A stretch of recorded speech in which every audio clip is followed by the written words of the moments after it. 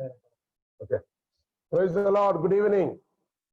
Once more, God has given the privilege to be in the presence of the Lord to learn the Word of God. Today, this is the 6th day of the series, David.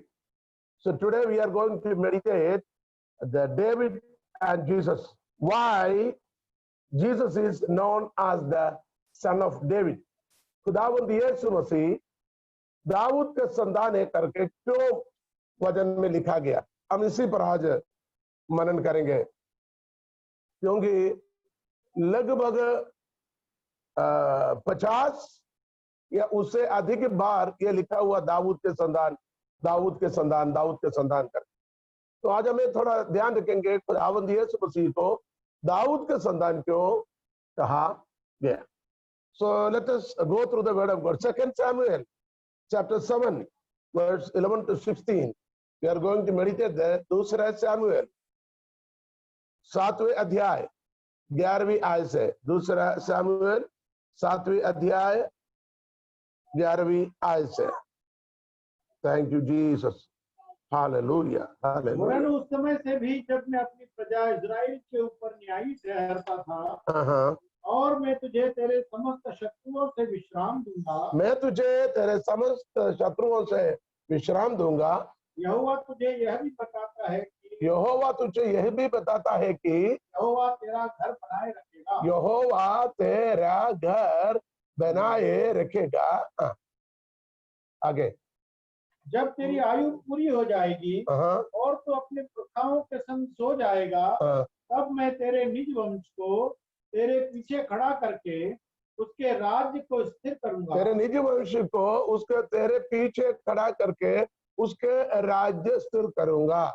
तेरा राज्य, तेरा निज वंश और उसके राज्य, किसके राज्य? अब हम इसी पर हमें ध्यान रखना है। अब इसके पहले एक शब्द कहना चाहूंगा, आप इस चैप्टर की 7वें अध्याय को जब शुरू करेंगे, उसकी 4 आयत में उसी रात को यहोवा का वचन नातान के पास पहुंचा। नातान उस समय का भविष्यवक्ता थे। नातान, जाकर मेरे दास दाऊद से कह, यहोवा यूं कहता है। जाकर मेरे दास दाऊद से कह, यहोवा यूं कहता है। इसका मतलब यहोवा जीवित अपने दास, अपने अभिषिक्त द्वारा मार्फत परमेश्वर के दास, उसका नाम है दाऊद को एक खास संदेशा पहुंचाता है, एक खास संदेशा पहुंचाता है।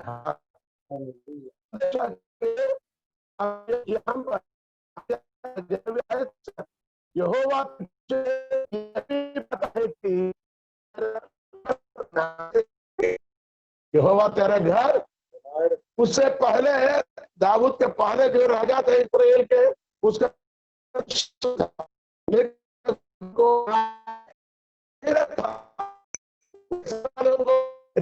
नहीं बनाया। मैं तेरे संतान को, तेरे घराने को, तेरे राज्य को बनाए रखूंगा। जब तेरे आयु पूरी हो जाएगी, शासन खत्म हो जाएगी,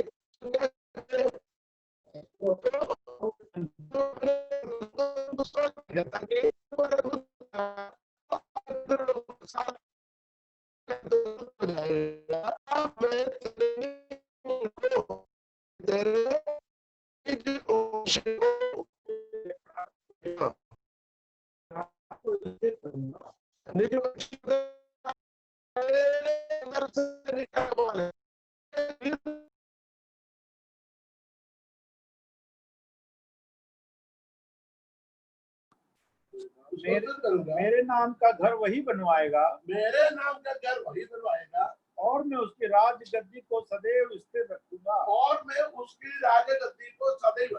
यहाँ पर एक शब्द आपको लगेगा, वो ऐसा है, यहाँ पर दाऊद राजा के संतान जो राज गद्दी पर बैठा था, जिन्होंने परमेश्वर की भवन बनाया, उसका नाम है सुलेमान, राजा सुलेमान। उसके अलावा राजा सुलेमान, ये सुलेमान को कहता है तेरे राजा गद्दी को मैं स्थिर करूंगा। लेकिन जब हम इतिहास पढ़ेंगे सुलेमान की राजा गद्दी स्थिर नहीं रहा। इसका मतलब यहोवा के कहने का मतलब क्या है? मेरे नाम का घर वही बनाएगा और मैं उसकी राजा गद्दी को सदैव स्थिर रखूंगा। मैं उसका पिता ठहरूंगा और वह मेरा पुत्र ठहरेगा। इसके मतलब वो किसी के बारे में जिक्र करता है, किसी के बारे में बताता है। ये किसके बारे में कहता है, ये हमें सीखना है। ये क्या सुलेमान के बारे में कह रहे हैं और किसी के बारे में कह रहे हैं? इधर दो तीन बातों में देखना है। उसके राजा गद्दी को सदैव स्थिर रहूंगा, सदैव। सुलेमान की राजा गद्दी सदैव रहा नहीं। इसके बाद में इसराइल की राजधानी दो भागों में बांट किया, इसराइल और यहूदा करके दो भागों में बढ़ गया। मैं उसके पिता ठहरूंगा और वह मेरा पुत्र ठहरेगा। और सुलेमान के चरित्र, उसके इतिहास को आप सीखेंगे। ध्यान से सुना, जिन्होंने परमेश्वर के लिए भवन बनाया था, जो बड़े बड़े काम किया था, दूसरे इतिहास 7 अध्याय के अंदर जाएगा। परमेश्वर स्वयं उतरकर सुलेमान के सामने प्रकट होकर खुश होकर उनसे पूछा था, मैं तेरे लिए क्या करूं, मांग लो। वो ही सुलेमान की अंध, वो सुलेमान की अंध वजन से हटकर था। मैं संक्षिप्त में कहता, वो सुलेमान आज परमेश्वर के राज्य में नहीं है, क्योंकि उसकी शुरुआत अच्छा था, अंध एकदम बुरा में हो गया। इसका मतलब उसका राज सिंहासन सदैव नहीं रहा, सदैव नहीं रहा। लेकिन यहां फिर किसके बारे में कहता है? यदि वह अधर्म करे तो मैं उसे मनुष्यों के योग्य दंड से और आत्मियों के योग्य मार से ताड़ना दूंगा, परंतु मेरी करना उस पर से ऐसा ना हटेगी जैसे मैंने शाऊल पर से हटा ली थी और उसको तेरे आगे आगे से दूर किया था। वरन तेरा घराना और तेरे राज्य के सामने सदा अटल बना रहेगा, तेरी गद्दी सदैव बनी रहेगी। अभी तो आपको पता है, सुलेमान की यदि गद्दी हो या दाऊद की राजगद्दी हो, सदा कहां पर है? नहीं है, वो तो खत्म हो गया, वो तो खत्म हो गया। दुनिया की पहले राजा यानी इसराइल के राजा थे शाऊल, दूसरा दाऊद, तीसरा सुलेमान, फिर उनके संतानों में फिर उधर इधर दो भागों में चले गया। वो बांटा गया, हमें मालूम है। एक जगह पर रहबयाम, दूसरे जगह पर जेरोबयाम, इस प्रकार वो शासन चलते रहे, ठीक है, चलते रहे। इसके बाद यरूशलेम के उस सिंहासन को बाबेल के लोगों ने उसको कब्जा किया, बाबिलोन। दुनिया के इतिहासों में हम जाएंगे, दुनिया के इतिहासों में बाबिलोन की जो सिंहासन है या बाबिलोन की प्रशासन है, वो दुनिया की प्रथम प्रशासन करता है।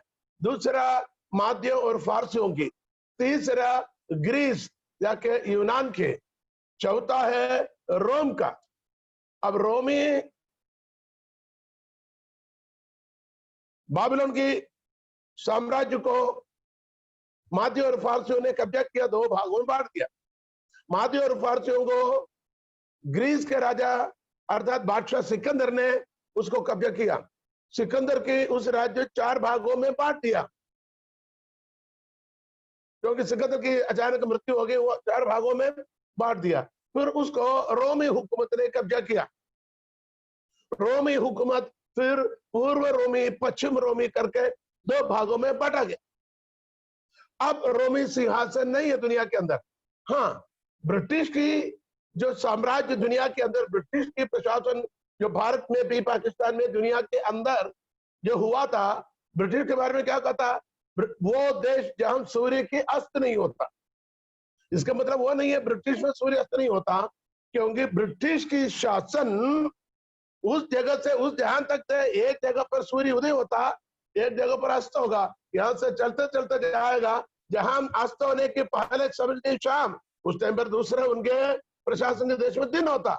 इसलिए कहता है ब्रिटिश की साम्राज्य की डेफिनेशन ये है जिस देश में सूर्य की अस्त नहीं होता, वो तो खत्म हो गया, वो भी खत्म हो गया।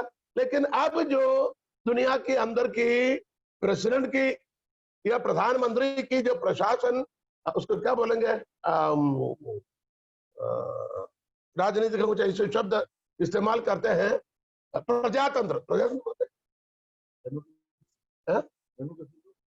ये अपना उसको बोलते हैं नहीं, लोकतंत्र, साहब लोकतंत्र, लोकतंत्र, ये लोकतंत्र की प्रक्रिया है, एक तरफ से रोमी सिंहासन की कंटिन्यूशन है, जिसके लिए हमें कभी सीखना है, हमें दानियल के पुस्तक में देखना है। वहां बादशाह ने एक मूर्त को देखा था, सिर सोने का था, दोनों हाथ क्या था, हाथ और सीने पीतल का था, और नीचे पेट और कमर तांबे का था, और कमर के नीचे दोनों पांव आधा लोहा और आधा मिट्टी का था। आधा लोहा आधा मिट्टी आपस में मिलता नहीं, टूट जाता। वो देखते देखते एक पत्थर दूर से आया, किसी के हाथ के द्वारा ने अपने हाथ पे छोटे से पत्थर आया, यह मूर्ति के कदमों पर मारा है, और ये मूर्ति चुकना चूर हो गया, और ये छोटी सी पत्थर एक बहुत बड़ा पहाड़ बन गया। इसके विवरण में हम फिर कभी जाएंगे। मैं ये बता रहा हूं, दुनिया के अंदर के जितने भी प्रशासन था, उस प्रशासन को एक पत्थर जो दूर से आएगा, किसी इंसान के हाथ से नहीं, वो पत्थर आकर इस मूर्ति को या इस शासन काल को इस प्रशासन के कदमों पर मारेगा, वो टुकड़ा टुकड़े होकर धूल जैसे समाप्त हो जाएगा, उस पत्थर बढ़कर बड़ा पत्थर बन जाएगा। वो जो पत्थर, छोटा पत्थर जो बिना हाथ से आया है, खुदावंद यीशु मसीह की बादशाह है। उनके सामने ये दुनिया के जितना भी हो, आज भारत का भी हो या आज अमेरिका का भी सबसे बड़े प्रशासन हो, जो भी हो, सब कुछ चकनाचूर हो जाएगा, और सभी लोग इस बादशाहों के बादशाह खुदावंद यीशु मसीह के कदमों पर आकर इनाम रखेंगे, घुटना टेकेंगे। उन दिनों के प्रधानमंत्री, राष्ट्रपति, प्रेसिडेंट सभी आकर उनके कदमों पर सिर झुका के कहेंगे, तू ही प्रभु है, तू ही प्रभु है करके घुटना टेकेगा, और यीशु राजा होगा राजा, बादशाह होगा बादशाह होकर पूरे जगत पर राज करेगा। इसलिए हम गीत गाते हैं, राजाओं का राजा यीशु राजा जगत पर राज करेगा। हालेलुया, हालेलुया, उसको धन्यवाद कर, ओ हालेलुया, हालेलुया, उसको धन्यवाद करो, वो प्रभुओं का प्रभु है, उसको धन्यवाद करो, उसके करुणा सदा की है, धन्यवाद करो, ओ राजाओं का राजा यीशु राजा जगत पर राज करेगा। हालेलुया, हालेलुया, इसको धन्यवाद करो, ओ हालेलुया, धन्यवाद करो। दूसरा शमूएल 7 अध्याय के जो आयतें हमने जो पढ़ा 11 से 16 तक, इस वचन के आधार पर दाऊद की एक सिंहासन को, प्रशासन को दुनिया के अंदर सदा के लिए, युगान युग के लिए स्थिर रखने के परमेश्वर यहोवा की वचन है, यहोवा की योजना है, यहोवा की प्लान है। ये सर्वशक्तिमान परमेश्वर की ओर से भविष्यवाणी है। ये किसी मनुष्य बताता तो हम विश्वास कर सकते हैं आधा झूठ है आधा सही है, लेकिन खुदावंदों की खुदा ने कहा तो जरूर वो उसको बिठाएगा। और एक और शब्द है, मैं उसका पिता रहूंगा। हालेलुया, उसका पिता मैं रहूंगा। दाऊद के संतान सुलेमान हो, अबशालोम हो, अदोनिया हो, उन समान लोगों के लिए दाऊद पिता है, लेकिन यहाँ कहता है मैं उनका पिता रहूंगा, उनका सिंहासन सदा सर्वदा बना रहेगा। अब आप जाइएगा यशायाह की प्रवचन पुस्तिका 11वीं अध्याय पहली आयत में लिखा हुआ है, ईसाई के टूट में से हम ऐसे पढ़ते हैं, यशायाह 11 अध्याय पहली आयत, तब यिशै के ठूठ में से एक डाली फूट निकलेगी और उसकी जड़ में से एक शाखा निकलकर फलवंत होगी। देखिए, ये खुदावन की कलाम यशायाह नबी के मार्फत इस्राएल को देता है। यिशै कौन है? दाऊद के पिता। दाऊद के पिता यिशै के एक टूट में से एक डाली फूट निकलेगी। देखिए, ये दोनों भविष्यवाणी में कई साल के अंदर है। पहला भविष्यवाणी जो हम दूसरे शमूएल में पढ़ा था 7 अध्याय में, उस समय पर दाऊद राजा बनकर बैठा है। लेकिन अब ये घटना हो रहे हैं, पूरा इस्राएली कहां गए? बंदुआई में गए। पूरा इस्राएल के लोगों को बंदुआई में गए। यरूशलेम के ऊपर बाबिलोनी राजा ने आकर, मैं आपको बताऊं, हिजकिय्याह राजा के जमाने पर, कौन से राजा के? हिजकिय्याह राजा के जमाने पर हिजकिय्याह राजा ने थोड़ा सा मूर्खता दिखाया। उस मूर्खता की वजह से बाबिलोनी राजाओं ने उनके पास कुछ तोहफा लेके आया था, क्योंकि उसके मरने वाला थे। उसकी प्रार्थना से उसको 15 साल परमेश्वर ने बढ़ा कर दे दिया। तो राजा लोगों ने इस बड़ी खुशखबरी सुनकर इधर उधर से तोहफा भेज दिया। तो दाऊद नहीं, हिजकिय्याह अपनी भाषा में थोड़ा चने के झाड़ पर चढ़ के थोड़ा घमंड आ गया। उसने इन राजाओं को, इन राजा के प्रतिनिधियों को यरूशलेम की पूरी महल को दिखाया, बाद में राजधानी दिखाए, राजधानी के बाद में यरूशलेम के भवन को भी दिखाए, भवन के अंदर की बनावट को दिखाया, उसके अंदर की सोना और चांदी के बर्तनों को, उपकरणों को दिखाया। आपको शायद पता होगा, मिलाप वाले तंबू के उसकी पटिया से लेकर अंदर के आदि पवित्र स्थान के यहद की वाचा की संदूक तक, वहां जो दीवट, वहां जो बखुरदान, यानी क्या बोलेंगे, धूप पीढ़ और मेज, और वहां धोने की जो मर्तबान, ये सब कुछ सोने से मड़ा हुआ था। तो ये सब कुछ किसको दिखाया? बाबिलोनी राजाओं को। बाबिलोनी राजाओं को बोलेंगे अन्य जाति का राजाओं को। बाबिलोनी लोगों को शैतान की प्रतिनिधि करता है। तो ये थोड़ा अपने आप में थोड़ा घमंड, बड़े बड़े राजा लोगों ने मुझसे मिलने आया, चलो आपको देखो करके सबको दिखाया। तो राजा लोगों ने ठान लिया, ठीक है, इसको हम काम दिखाते। वो लोग बाबिलोन में जाने के बाद बड़े युद्ध सन्नाहक के साथ आकर यरूशलेम पर चढ़ाई किया। यरूशलेम को लूट पड़ा, तोड़ डाला। 3 राजाओं ने 3 समय पर उसके ऊपर चढ़ाई की, और हर बार इस्राएल के लोगों को पकड़ के लेके जाना, हर बार जो जो बड़े बड़े कीमती चीजें था वो लेके जाना। इस प्रकार इनको लेके गए। 70 साल बाबिलोन की बंदुआई में था। ध्यान से देखिए, दोनों की समय की टाइम स्पान को देखिएगा।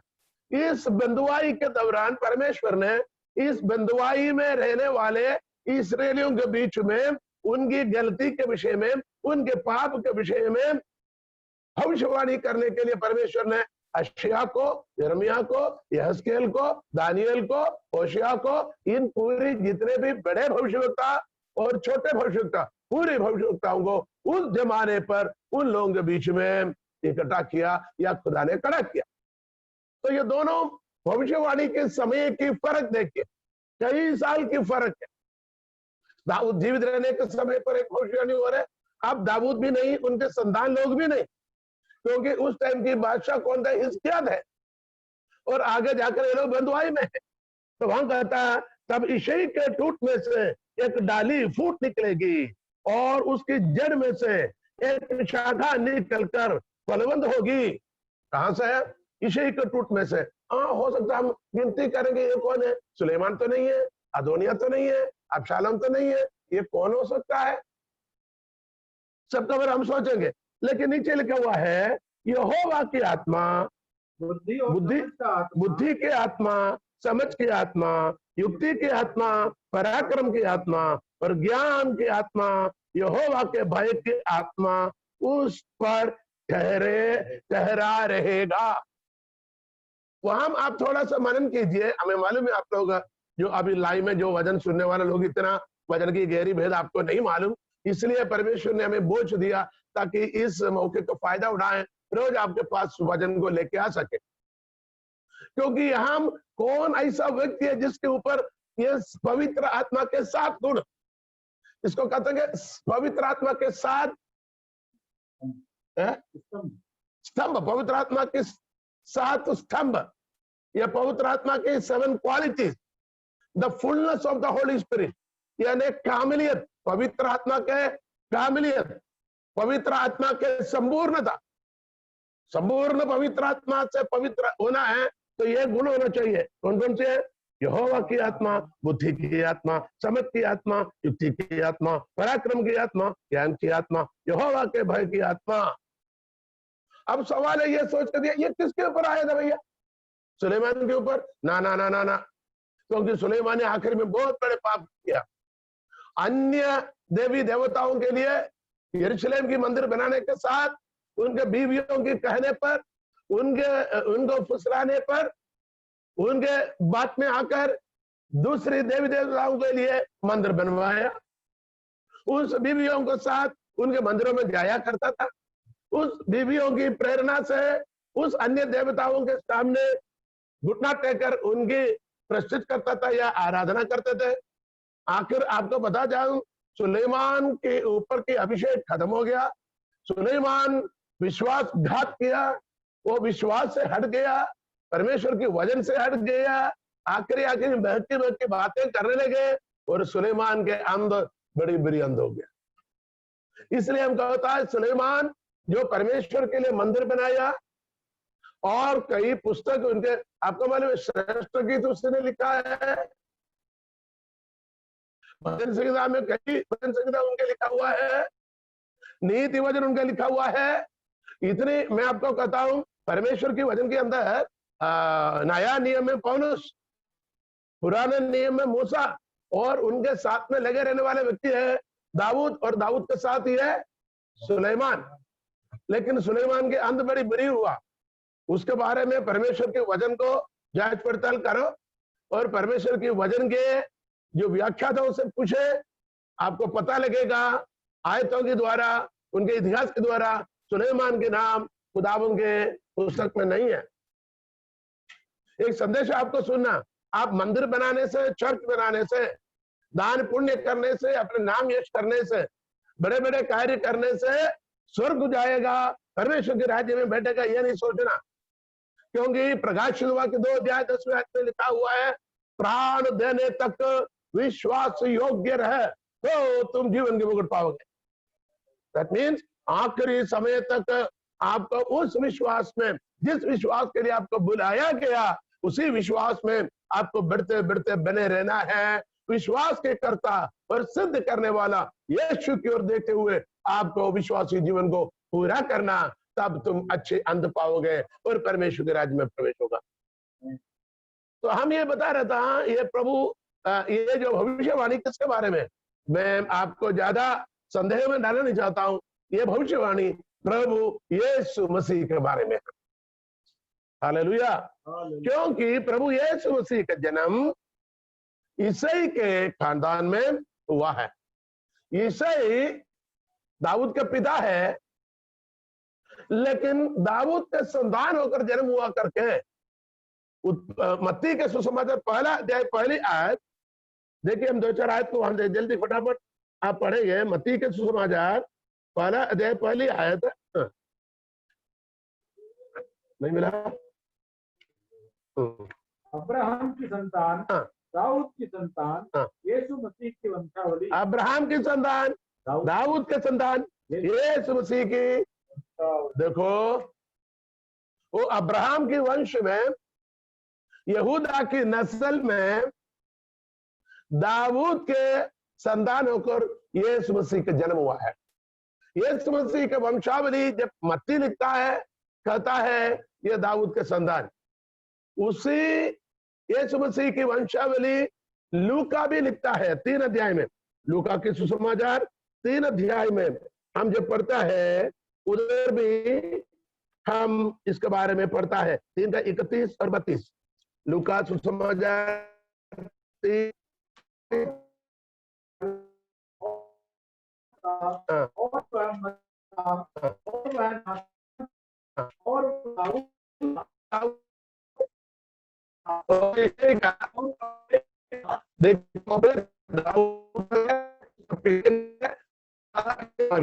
वैसे तो हम नक्शा देखेगा, हर बाप बाप के नाम आता है, कुछ खास लोगों को चुनता है, कुछ खास लोगों को चुनता है,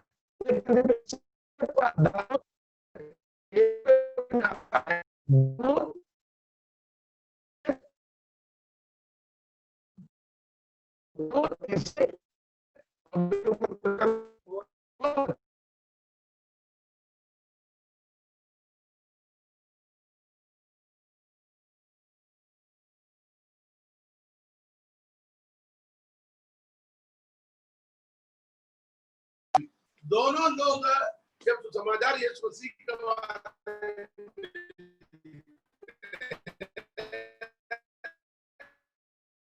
उसमें वंशावली बराबर यीशु ने करके वहां लिखा हुआ है। हालेलुया। यशायाह की प्रवचन पुस्तिका 11 की पहली आयत हमने पढ़ा है, उसके 10वीं आयत भी कोई पढ़ेंगे।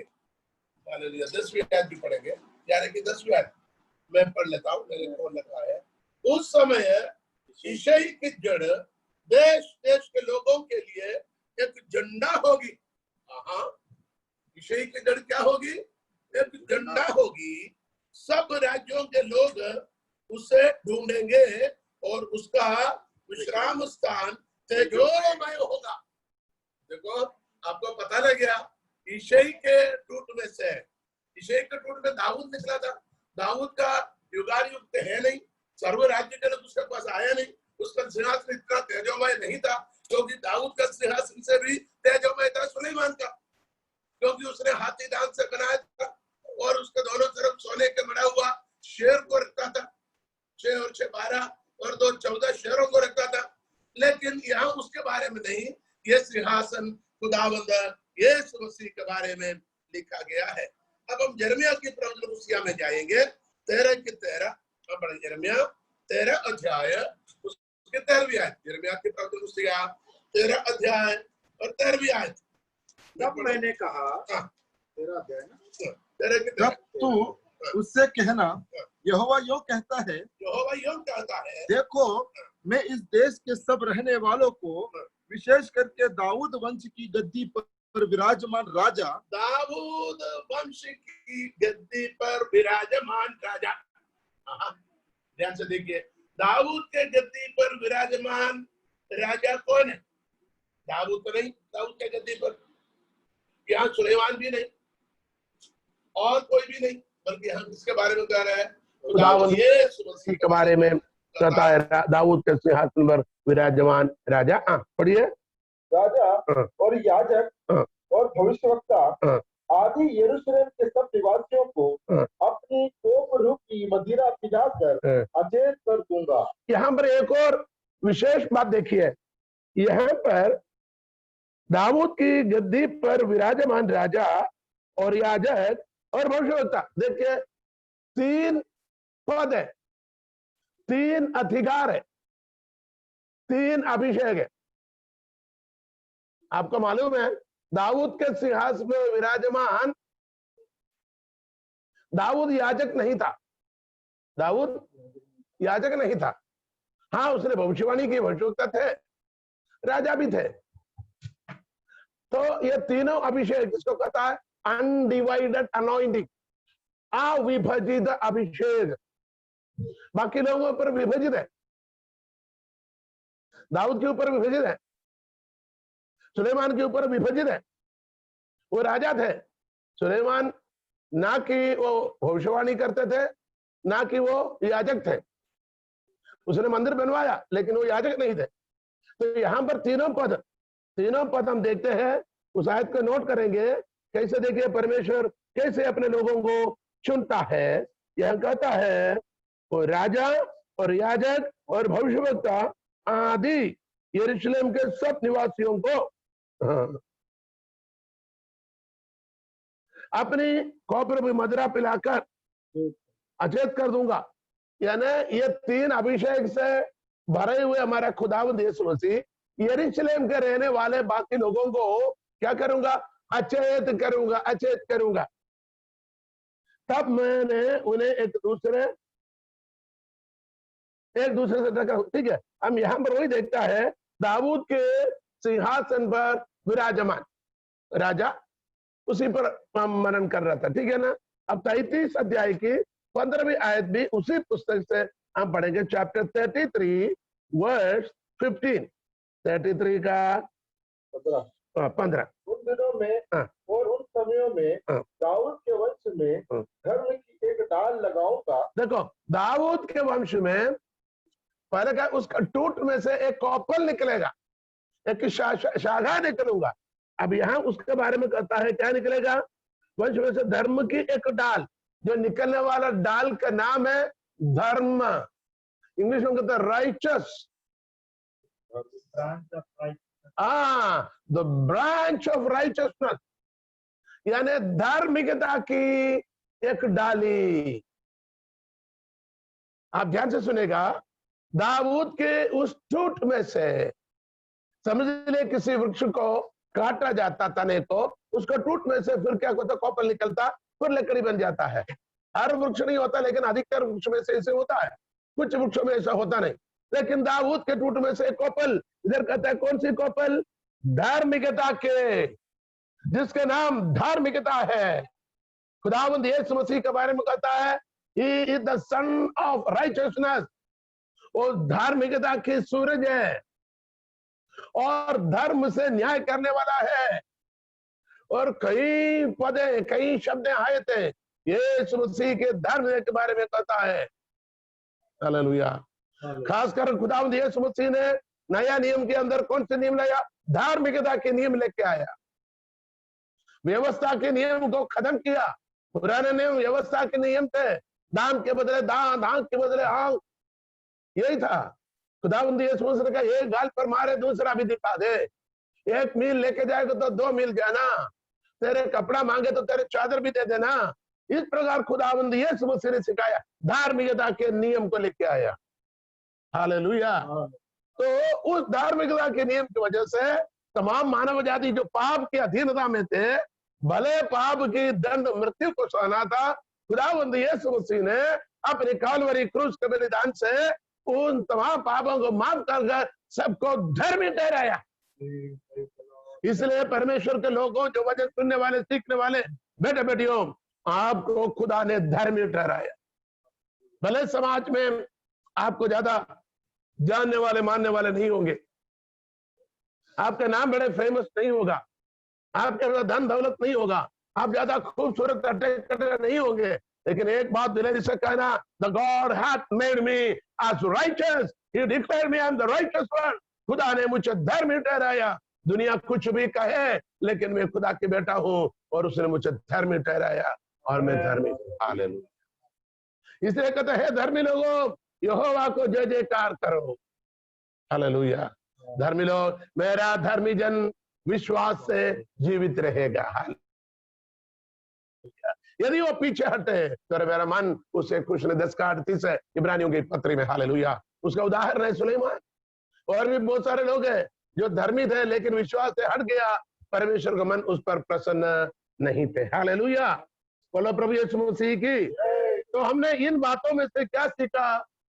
दाऊद के टूट में से एक डाली निकलेगा, उस डाली का नाम धार्मिकता होगा और एक झंडा होगा। क्या झंडा? प्रेम की झंडा, जय के झंडा। वो झंडे के नाम है यहोवा निसी। हालेलुया। यहोवा निसी का अर्थ क्या है? यहोवा जय का झंडा है। वो झंडा की लकड़ी कहां से निकला? वो दाऊद के टूट में से निकला। वो टूट में से निकला वो डाली पर एक झंडा उसने मुझे अपने घर में लेके आया। उसने मेरे ऊपर अपने झंडा फहराया। उस झंडा का नाम यहोवा निसी है, प्रेम की झंडा है। हालेलुया।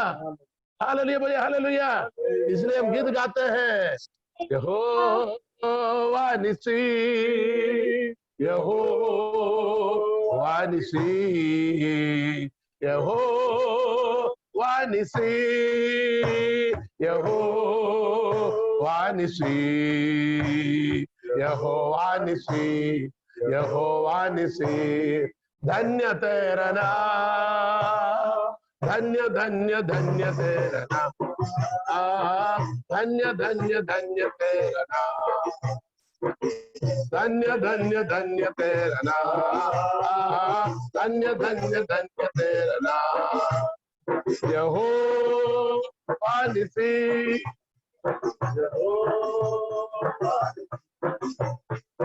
यहोवा निसी, यहोवा निसी, धन्य तेरा नाम, धन्य धन्य धन्य तेरा,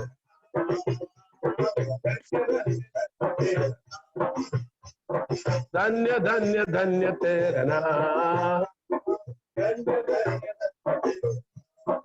अब हम ये आए तो ये बात को सीखा, खुदावंद यीशु मसीह के बारे में भविष्यवाणी कहां पर? नाथान भविष्यवक्ता के द्वारा दाऊद से किया गया, और यशायाह भविष्यवक्ता के द्वारा सारे इस्राएल की कौम को बताया गया, यिर्मयाह भविष्यवक्ता के द्वारा इस्राएल की कौम को बताया गया, और भी बहुत सारे भविष्यवाणी है, लेकिन हम उन भविष्यवाणियों को लेकर बताने के लिए समय को ज्यादा निकालना नहीं चाहता हूं। अब मैं कुछ ऐसे बातों को बताना चाहता हूं। यीशु मसीह के वंशावली में लिखा है, वो दाऊद का संतान है। 2 आयत को हमने पढ़ा था, यीशु मसीह का वंशावली में लिखा था वो दाऊद का संतान है।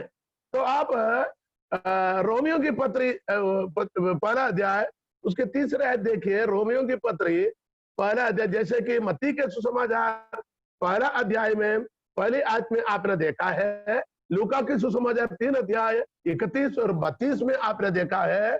अब रोमियो की पत्री पहला अध्याय 30,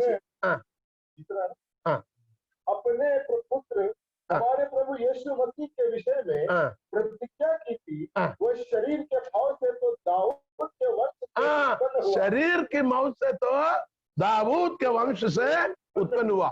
इसका मतलब कौन कहता है? इधर वंशावली में तो कहता है, यह लिखने का प्रेरित पौलुस, जो 3रे आसमान तक होकर 14 पुस्तकों को लिखकर हमें दिया हुआ नया नियम के पुस्तक में खुदावंद यीशु मसीह के बाद दूसरे स्थान पर खड़े रहने वाले प्रेरित पौलुस अपनी मन की बात नहीं, स्वर्ग में देखा हुआ उन भेदों को, यीशु मसीह के बारे में, हालेलुया, उस रहस्य को हमारे बीच में लेके आया। वो मृत्यु के विषय में दाऊद के संतान होकर जन्म लिया है। आपको ऐसे लिखना है, ऐसे समझना है। प्रेरित पौलुस ने इसके बारे में कहा। उससे पहले हमने क्या लिखा था, क्या पढ़ा था? यानी वंशावली में आपने देखा, मत्ती ने भी लिखा और लूका ने भी लिखा है। अभी प्रेरित पौलुस ने कहा है। अब हमें देखना है फरीसी। फरीसी लोग कौन है? यहूदी धर्मशास्त्र के, यहूदी समाज के बड़े आलम और फकीर लोग हैं फरीसी। वो लकीर के फकीर, जो व्यवस्था को वैसे के वैसे, ना कोई नुक्ता ना कोई बिंदु ना हटाते हुए वैसे के वैसे पालन करवाने के लिए बड़े अधिकार के साथ निकलने वाले लोग हैं फरीसी। फरीसी लोगों ने यीशु मसीह को दाऊद के संतान है करके कहते हुए हम देखते हैं मत्ती के सुसमाचार 22 अध्याय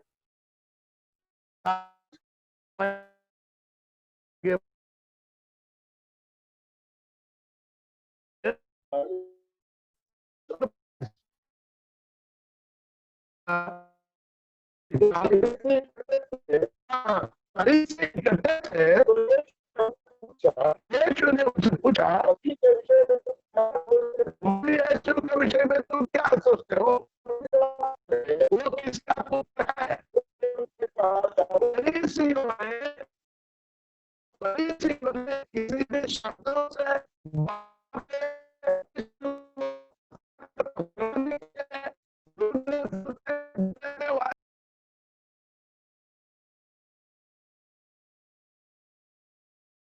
दाऊद का मसीह के विषय में तुम क्या सोचते हो? वो किसका पुत्र है?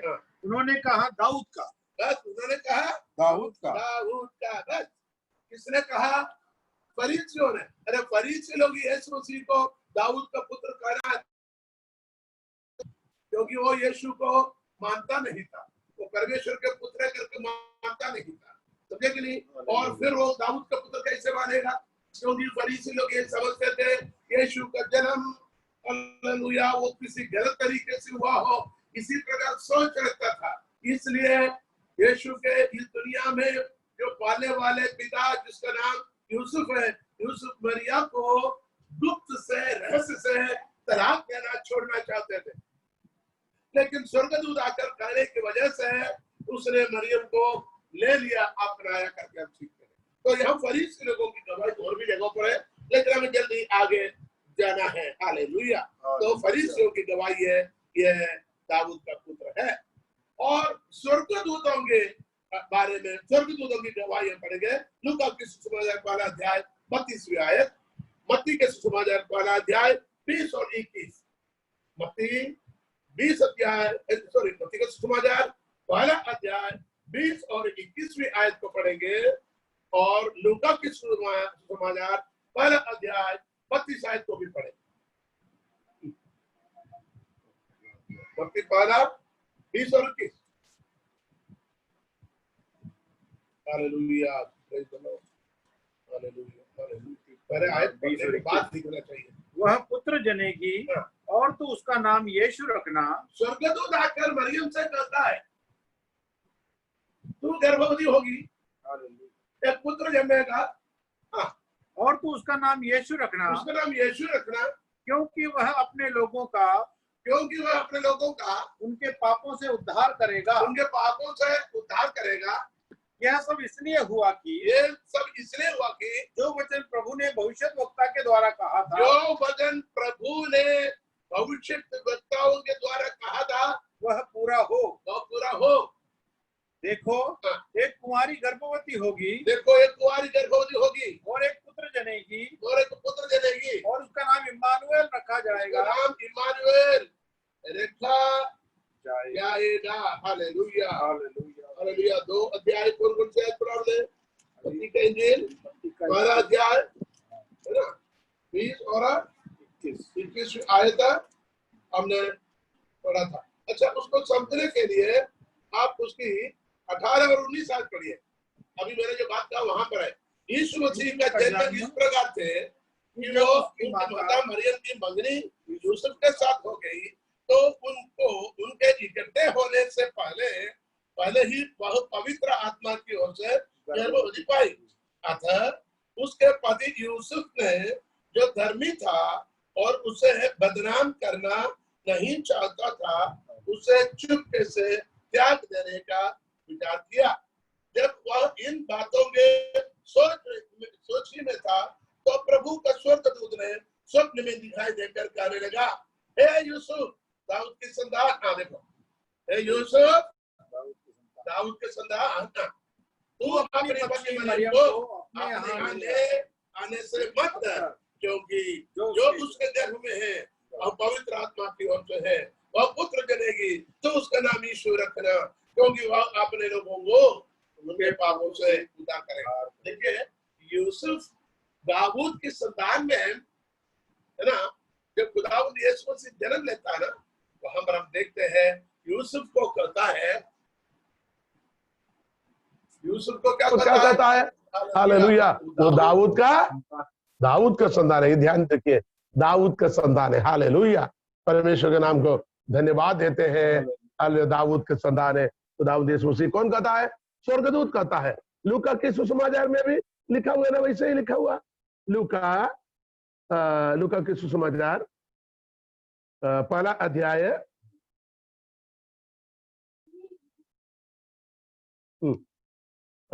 स्वर्गदूत लूका पहला अध्याय 32 आयत, वह महान होगा और परम प्रधान का पुत्र कहलाएगा, परम प्रधान के पुत्र कहलाएगा, और प्रभु परमेश्वर उसके पिता दाऊद का सिंहासन प्रभु परमेश्वर उसके पिता दाऊद का सिंहासन उसको देगा।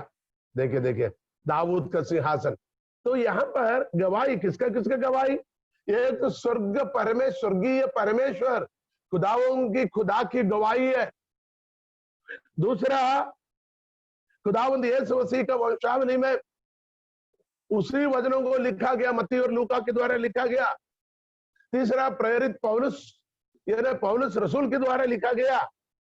और स्वर्गदूतों ने, फरिश्तों ने, खुदा के आसमान की फरिश्तों ने यह गवाही देता है।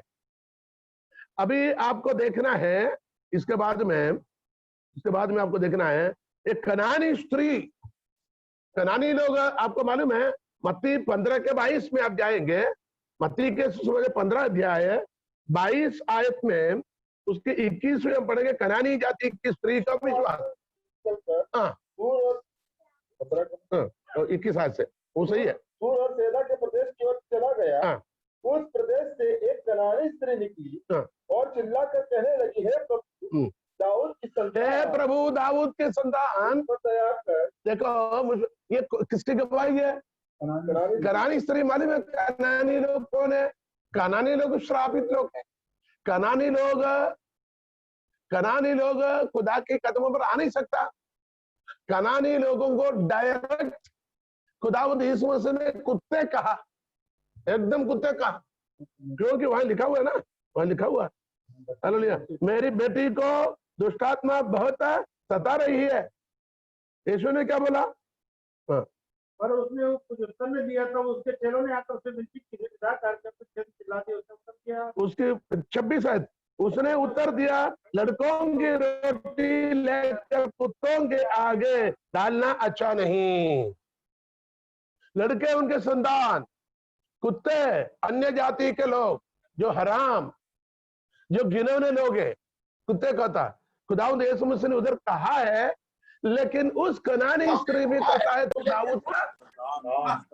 कितने आश्चर्य की बात है। भले वो विश्वासी नहीं है, भले वो यहूदी नहीं है, भले यीशु को चेला बनकर आया नहीं, लेकिन उसने अपनी बच्चे की चंगाई के लिए आकर कहा, क्या हुआ? मेरी बेटी, अपनी बेटी के ऊपर दुष्टात्मा, उसकी चंगाई के लिए मांगा। खुदा ने कहा, मैं कहा नहीं, मत इस्राएल के घराने की कोई भी भेड़ों के छोड़ मैं किसी के पास नहीं भेजा। 24 आयत में यहाँ तो सवाल है, खुदावंद यीशु मसीह क्यों किया? आज वचन सुनने वालों के सामने एक ऐसा सवाल होगा, खुदा को रहम करना था, ऐसे क्यों किया? क्योंकि तब तक, ध्यान से सुने, जब तक कनानी स्त्री ने खुदावंद यीशु मसीह की दया को मांगा नहीं, तब तक, मैं ऐसे कहता हूं, तब तक खुदावंद यीशु मसीह सिर्फ यहूदियों के लिए आया था। पीछे क्या लिखा? मैं इस्राएल के घराने के खोए हुए भेड़ों को ढूंढने आया। हाँ, उसको छोड़कर मैं किसी के लिए भेजा नहीं गया। तो मुझे पिता ने क्यों भेजा? खोए हुए भेड़। कौन है खोए हुए भेड़? इस्राएल के लोग जो परमेश्वर को रद्द कर तिरस्कार कर अपनी मनमानी जीवन बिताने वाले लोगों को दोबारा परमेश्वर के पास पहुंचाने के लिए खुदावंद यीशु मसीह। एक और बात बताता हूं, बागे एदन में सर्प के द्वारा चालाकी करते हुए आदम और हव्वा ने पाप कर परमेश्वर की महिमा से रहित होकर परमेश्वर की स्वर्ग राज्य से, एदन की वाटिका अर्थात स्वर्ग राज्य से अलग किया हुआ, पाप और पाप के फलस्वरूप मृत्यु के अधीन हुए, शैतान के कब्जे में फंसे हुए उन मानव जाति को छुड़ाकर वापस लाने के लिए खुदावंद यीशु मसीह को भेजा गया। यदि ऐसा है तो ये नजात हमारे पास नहीं आता था, क्योंकि हम यहूदी इस्राएली नहीं है, शरीर के द्वारा, खून के द्वारा, नस्लनामे के द्वारा। लेकिन यहां पर एक बात हम देखते हैं, कनानी स्त्री जो मिन्नत करता है उसको कहता है, क्या कहता है? सत्य है प्रभु, पर कुत्ते भी वह चूर चार खाते हैं। हाँ, जो उनके स्वामियों की। ये बोलने के बावजूद भी उस स्त्री, मैं और आपको तो क्या बोलेंगे? गाली भी देंगे, पत्थर भी मारेंगे, कोई जाएगा भी नहीं, और उनके खिलाफ कितना कितना अफवाह करेंगे। उसने ये बोला, कुत्ते भी उस टुकड़े से, अपनी भाषा से झूठन से, टुकड़े से खाकर कुत्ते भी बनते हैं, इसलिए दया कीजिए। तो उसके विश्वास को देखकर उसको, तेरा विश्वास बड़ा है, तेरा विश्वास बड़ा है, जैसा तू चाहती है, जैसा तू चाहती है तेरे लिए वैसा ही हो जाएगा।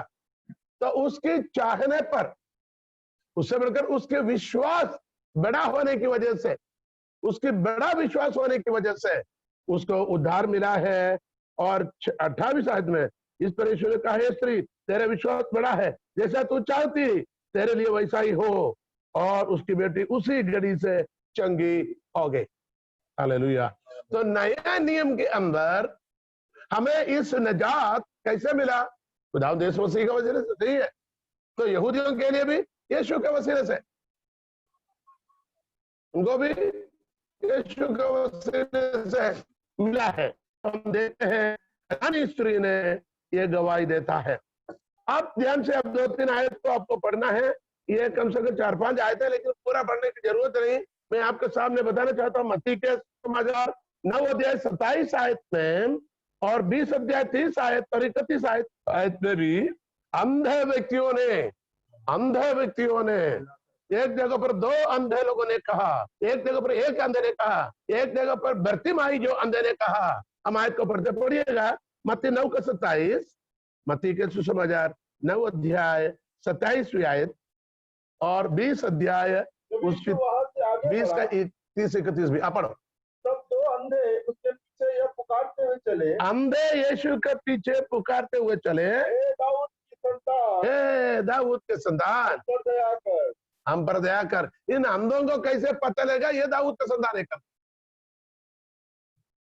क्योंकि बर्तिमाई के विषय पर एक बात हम ध्यान से पढ़ते हैं, वो मेरे ख्याल से मरकस में भी है। अब 20 अध्याय 30 और 31 पढ़िए। और 2 अंधे जो सड़क के किनारे बैठे थे, हाँ, 2 अंधे जो सड़क के किनारे बैठे थे, यह सुनकर कि यीशु जा रहा है, ये सुनकर यीशु जा रहा है, तो वो लोगों ने पूछा भैया क्या आवाज आ रहे, क्या भीड़ भाड़ क्यों? तो उन्हें बोले यीशु जा रहा है, ठीक है ना। एक जगह पर लिखा यीशु नासरी जा रहे हैं। हाँ, तो अंधों ने क्या किया? पुकार कर कहने लगे, हाँ, हे प्रभु दाऊद की संतान हम पर दया कर, हे प्रभु दाऊद के संतान हम पर दया कर, दया कर, हे प्रभु दाऊद के संतान हम पर दया। देखो अंधे लोग भी, 2 आयत हमने देखा, दोनों 2 घटना है, क्योंकि एक ही सुसमाचार में बताया गया 2 घटना है। तो अंधे लोगों की गवाही ये दाऊद का पुत्र है, हालेलुया। अरे जिसके आंख खुला है वो लोगों से हटकर अंधे लोग भी गवाही देता है यीशु दाऊद का पुत्र है। और आपको पढ़ सकते हैं, आप इसी विषय पर पढ़ सकते हैं मरकस 10 का 46 से 48 तक, मरकस 10 अध्याय 46, 47, 48। वे यरीहो में आए और जब वह एक और उसके चेले और एक बड़ी भीड़ यरीहो से निकलती थी, तब तिमाई के पुत्र बर्तिमाई एक अंधा भिखारी सुनकर कि यीशु सुना, इसका मतलब लोगों ने कहा यीशु नासरी है, यीशु नासरी है।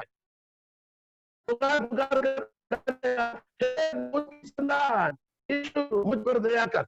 यहाँ अजीब सी बातें हैं, लोगों से पूछा, बोला यीशु में पढ़ा, मार्कस में एक दूसरी कौन है, इसलिए यीशु नासरी नाम से तो अंधों ने क्या बोला? यीशु नासरी नहीं बोला, वहां रुका नहीं, बोला हे दाऊद की संतान यीशु मुझ पर दया करो। उनको बोला क्या?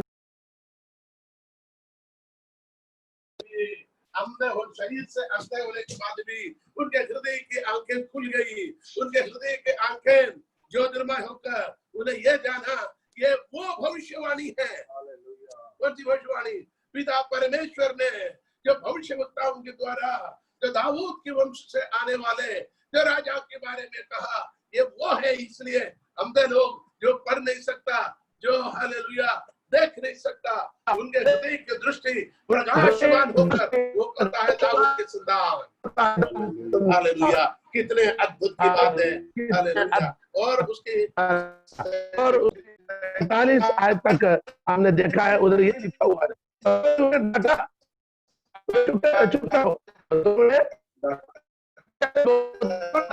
क्योंकि दाऊद के संतान लोग संतान चुप रहो, भविष्यवाणियां हैं, लेकिन ये लोग इसको मानने के लिए तैयार नहीं।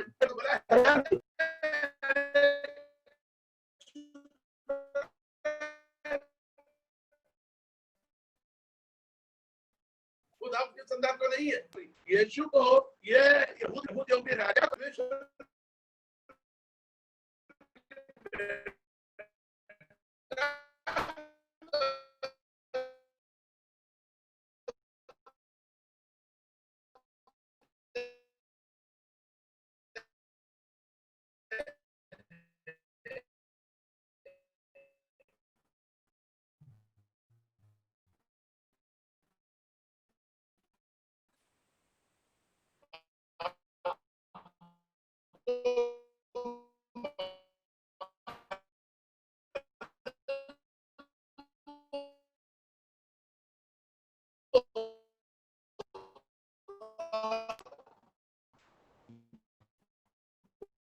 हालेलुया, मुझ पर दया कर, दाऊद का संतान मुझ पर दया कर। यहाँ पर अजीब सी बात यह है, ये अंधे होने के बाद भी दाऊद यीशु मसीह के बारे में उस भविष्यवाणी शायद उन्हें सुना होगा, लोगों के द्वारा कहा ये वही है, दाऊद के संतान दुनिया में आया है।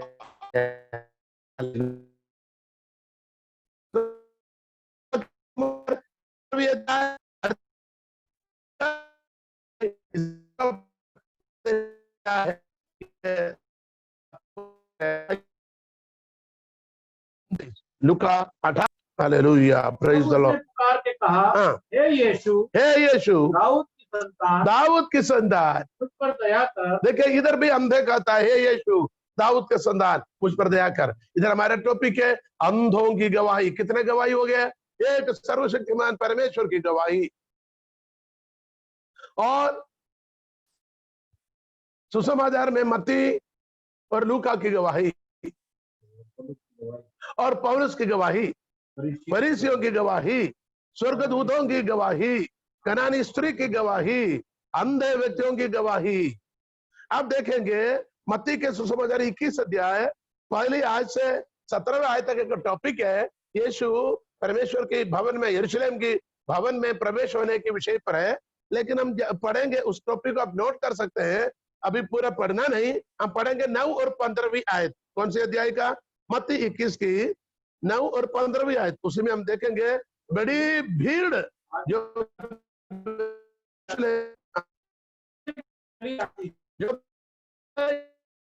आगे पीछे पीछे आती थी,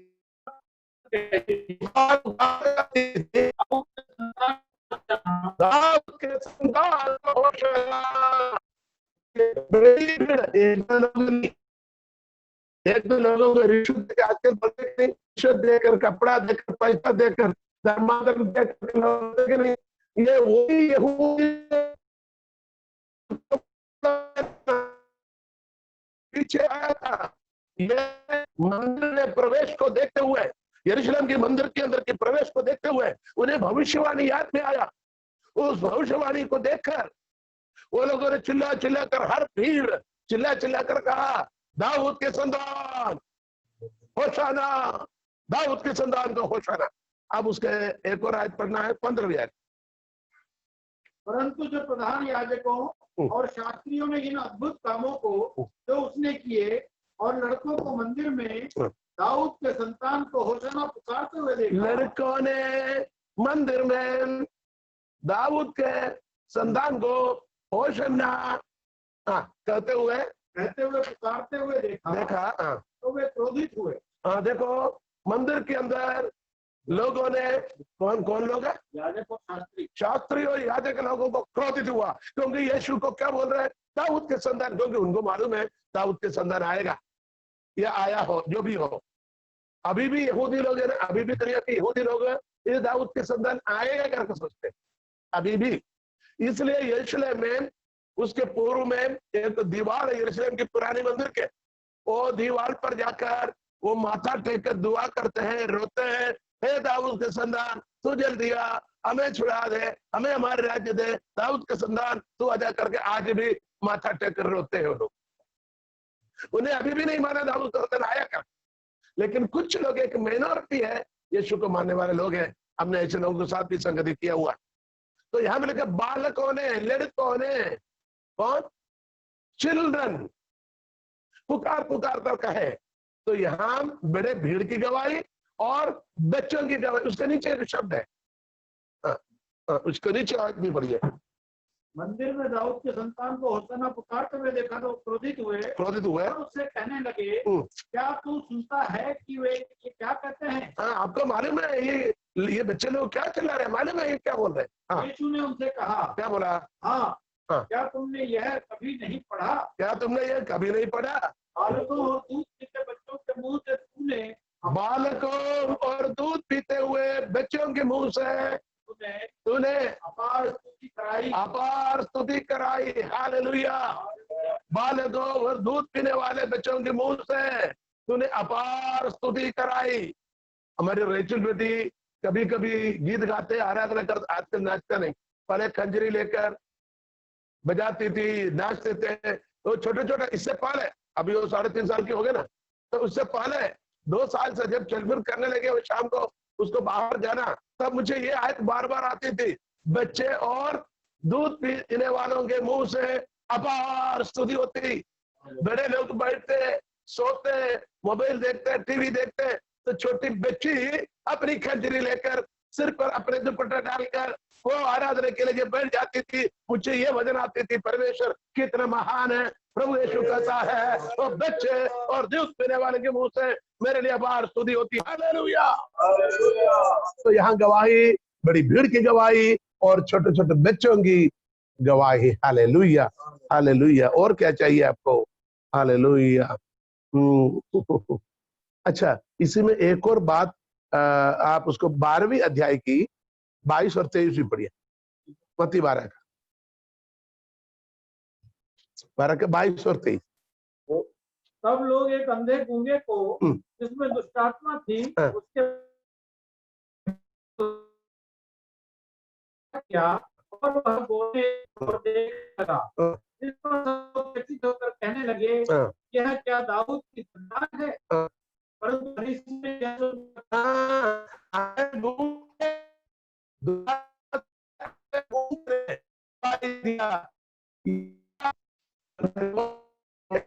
और क्या चाहिए का? हालेलुया। अंधे और गूंगे रहने वाले के, जो अंधा, गूंगा और दुष्ट आत्मा। एक और बात यहाँ पर भी, एक बात मैंने कल परसों बताया, अंधापन और गूंगापन का पीछे बीमारी नहीं, कोई मेडिकल टर्म नहीं है। मेडिकल टर्म यही है, दैट इज द, यानी थियोलॉजी यही है, there is the wicked power, यानी अंधकार की ताकत लोगों को क्या करता है, अंधेपन और गूंगापन करके रखता है। पिछले एक दिन मिर्गी के बारे में सीखा था। हालेलुया। तो देखिए, अंधे और गूंगे का गवाही। हालेलुया। खुदावंद यीशु मसीह क्या है? दाऊद का संतान है। और कितनी गवाही चाहिए आपको? हालेलुया। बहुत हो गया, बहुत हो गया। हमें पता है आपके विश्वास में कोई कमी नहीं, आप बराबर परमेश्वर के वचन को सीखने वाला है। इतनी आयतें आपके सामने है। हाँ जरूर, ये दाऊद की संतान है, ये वो संतान है जो खुदावंद खुदा यहोवा आपने नबियों की मार्फत हालेलुया दाऊद से कहा था, और नाथान भविष्यवक्ता के द्वारा दाऊद से कहा था, और यशिया के द्वारा इस्राएलियों से कहा था, यिर्मयाह नबी के द्वारा इस्राएल ने कहा था, और भी भविष्यवक्ता के द्वारा यीशु मसीह के आगमन के बारे में जो कहा गया, ये वो है खुदावंद यीशु मसीह को दाऊद का संतान कहता है। अब एक और आयत पढ़कर मैं इसकी कंक्लूजन में लेके आता हूं। वो ये है, आपको देखना है मुकाशवा यानी प्रकाशित वाक्य 22 का 16। अभी प्रकाशित वाक्य अभी दुनिया में चालू हुआ नहीं, हुआ है। अभी हम प्रकाशित वाक्य के 2 और 3 अध्याय में, ध्यान से सुनो, प्रकाशित वाक्य के 2 और 3 अध्याय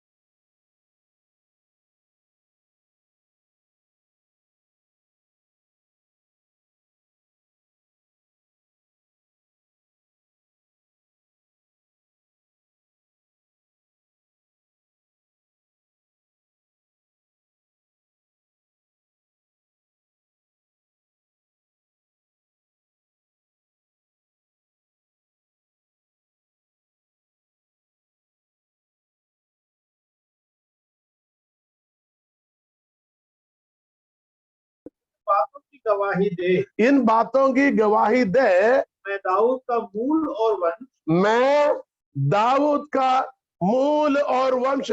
यहाँ खुदावंद यीशु मसीह स्वयं गवाही देते हैं। हालेलुया। खुदावंद यीशु मसीह स्वयं गवाही देते हैं और स्वर्गदूत को बोलकर भेजा, तुम जाकर कलीसिया को ये कहा, मैं स्वयं दाऊद का मूल, Jesus has sent mine angel to testify unto you these things in the churches. I am the root and the offspring of David and the bright and morning star. मैं मूल गवाही के, मैं दाऊद का मूल और वंश और भोर का चमकता हुआ तारा हूं। खुदावंद यीशु मसीह ने भी गवाही स्वर्गदूत को दिया है। और इतने लोगों ने दाऊद के संतान करके कहा, यीशु ने कहीं पर भी उस स्टेटमेंट को इनकार भी नहीं किया। इससे बढ़कर गवाही क्या चाहिए? यीशु दाऊद का संतान है। अब यहां पर एक बात मैं कहना चाहूंगा, भले वो खुदावंदों की खुदा है, जैसे यूहन्ना पहले अध्याय में आदि में वचन था, वचन परमेश्वर के साथ था, वचन परमेश्वर था और जो कुछ उत्पन्न हुआ उसके द्वारा हुआ, वचन देहधारी हुआ, आत्मा और सच्चाई से परिपूर्ण होकर हमारे बीच में ठहरा किया, जिसको हमने देखा जैसे कि परमेश्वर की एकलौते के जैसा। तो यीशु ही परमेश्वर है, यह उस आत्मिक भेद है। लेकिन शरीर में जो प्रकट होने के लिए जिस शरीर को चुना था, जिस शरीर को चुना था, कौन सा शरीर को? एक कुंवारी स्त्री की, कुंवारी स्त्री की। उस स्त्री का नाम क्या है? कुंवारी का नाम मरियम। वो बेतलहम की थी, हालेलुया। बेतलहम की एफ्राते में थी, हालेलुया। वहीं रहने वाली स्त्री थी। उस स्त्री के वंशावली जब जाते हैं, जहां पर यीशु जन्म हुआ, वो कहां पर जाते हैं? दाऊद की वंशावली, दाऊद के पिता, फिर कहता उसका पिता की वंशावली, उसकी दादा की वंशावली, उसके दादा की दादा की वंशावली। यीशु, अरे दाऊद, यिशै, ओबेद और बोअज, इन चारों की वंशावली को बराबर करता है, हालेलुया। आज हम इस बात को यहां समाप्त करेंगे, हालेलुया। खुदावंद यीशु मसीह धरती पर जन्म लेने के लिए चुना हुआ जो नस्ल नामा दाऊद के संतान पर लिया है, हालेलुया। दाऊद का संतान क्यों लिया मालूम है? वहां रूबेन, शिमोन, लेवी, यहूदा सब कुछ थे और भी थे। वहां यहूदा की कबीले में क्यों आया? क्योंकि दाऊद एक आज्ञाकारी, परमेश्वर से प्रेम रखने वाला, परमेश्वर का हृदय जैसा बन चुका। The man after God's own heart, क्या है? परमेश्वर का जैसा हृदय वाला। परमेश्वर ने स्वयं गवाही दिया, दाऊद परमेश्वर का जैसा स्वभाव था। खुदावंद चाहे तो कल खुदावंद यीशु मसीह और दाऊद के कंपैरिजन करेंगे, हालेलुया। दोनों में क्या क्या तुलना है, दोनों की तुलना के बारे में कल हम आपको सिखाना चाहते हैं। आज हम तो सीखे, हालेलुया, हालेलुया। मैं अपने सिंहासन उसको दूंगा, उसका सिंहासन हमेशा रहेगा। खुदावंद का था उसका सिंहासन हमेशा रहेगा। पूछे आज खुदावंद का सिंहासन कहां पर है? बताइए। मैं और आप कहेंगे हमारे हृदय में उसका सिंहासन, हालेलुया। मेरा जीवन उसके आसन है, हालेलुया। उसका मेरा हृदय है, खुदावंद का सिंहासन है, हालेलुया। वो मेरे हृदय में राज करता है। भले अभी जमीन पर उसका सिंहासन नहीं है, लेकिन एक दिन वो अपने सिंहासन को इसी धरती पर रखेगा, इसी यरूशलेम में रखेगा। यरूशलेम के पूर्व में जो जैतून के पहाड़ पर अपने कदम रखेगा, जैतून की पहाड़ दो भागों में बढ़ जाएगा और वहां से एक बहुत बड़ी रास्ता यरूशलेम की शहर तक जाएगा। उसके पूर्व फाटक जो बंद है, वो पूर्व फाटक खोल दिया जाएगा और यरूशलेम में खुदावंद यीशु मसीह अपने सिंहासन रखकर पूरा दुनिया में राज करेगा, हालेलुया। हमारा खुदावंद पूरे विश्व में राज करेगा और नई धरती, नई आसमान, फिर तो युगान युग, युगान युग, युगान युग कोई राजा अधिराजा बनकर रहेगा, हालेलुया। उसका सिंहासन का कोई अंत ना होगा, हालेलुया। आपको समझ आ गए होंगे, हालेलुया। खुदावंद यीशु मसीह दाऊद के संतान होकर के क्यों कहा? It was all the plan of God, plan of God. दुनिया में लोगों ने राजाओं को मांगा, प्रशासन को मांगा, खुदावंद को वहां रद्द किया था। शमूएल ने खुदा के सामने रोया, ये लोगों की डिमांड है, उन्हें राजा बना कर दे। तो खुदा ने एक शब्द कहा, खुदा ने मालूम है क्या? उन्हें तुझे नहीं का मतलब मुझे इनकार वो किया। तुच्छ के क्यों कहा? उस टाइम पर खुदा ने शमूएल को उनको राजा बनाकर अर्थात न्यायाधीश बनाकर रखा हुआ था, लेकिन न्यायाधीश नहीं चाहिए, थक के हम बहुत न्यायाधीशों को देखा, बड़े बड़ों को देखा, अब हमें राजा चाहिए करके बोला। तब खुदा ने बोला वो तुझे रद्द नहीं किया बल्कि मुझे रद्द किया। बल्कि खुदा चाहता था अपने सिंहासन लोगों के बीच में रखेंगे। हालेलुया। अब देखे शमूएल ने जिसको अभिषेक किया था शाऊल को, हो सकता है शाऊल के उसमें से निकल सकता था क्योंकि वो बेन्यामीन के वंश में था। हालेलुया। कीश का बेटा शाऊल बेन्यामीन गोत्र का था, लेकिन यहाँ पर उस नाफरमानी होने की वजह से दाऊद आ गया। दाऊद परमेश्वर का जैसा मन वाला निकला, तो खुदा ने बोला मैं तेरे वंश में से निकालूंगा। तेरे बेटे के वंश नहीं बोला, तेरे बेटे बेटियों के वंश नहीं बोला, तेरे आने वाला संतान नहीं बोला, तेरे वंश में से, तेरे टूट में से एक कौपल निकलेगा, चागा निकलेगा। वो देश में अमन और शांति लेके आएंगे, उसका सिंहासन का कोई अंदर ना होगा। It was all the plan of God. क्यों? खुदावंद यीशु मसीह को दाऊद के संतान कहते हैं, क्योंकि दाऊद के संतान में जन्म लेने के लिए खुदा ने उस खानदान को चुन लिया, दाऊद को चुन लिया, इसलिए दाऊद का संतान करके कहता है। वचन के अंदर 50-60 से ज्यादा आयतें दाऊद के संतान के बारे में है, लेकिन आज के लिए इतना काफी है। धन्यवाद आपके समय के लिए, आप बड़े शांति से इस वचन को सुनने के लिए, ग्रहण करने के लिए। आइए प्रार्थना करेंगे। खुदावंदों खुदा, बादशाहों का बादशाह, शुक्रगुजार है आज हमें सुनाए गए और कलाम के लिए। खुदावंदा, दाऊद के संतानों का, दाऊद के नस्ल में पैदा होने के लिए आपने चुना है। खुदावंदा, हमें कोई खूबी कोई लियाकत नहीं, लेकिन आपने अपने सिंहासन हमारे अंदर रखा है।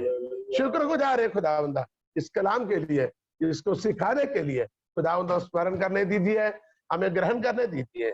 महिमा आदर तुझे मिले, प्रार्थना करते प्रभु यीशु के नाम से है। धन्यवाद सभी लोगों को। Thank you for watching. आपके बहुमूल्य समय के लिए। कल शाम को फिर हम मिलेंगे, तब तक के लिए खुदा हाफिज।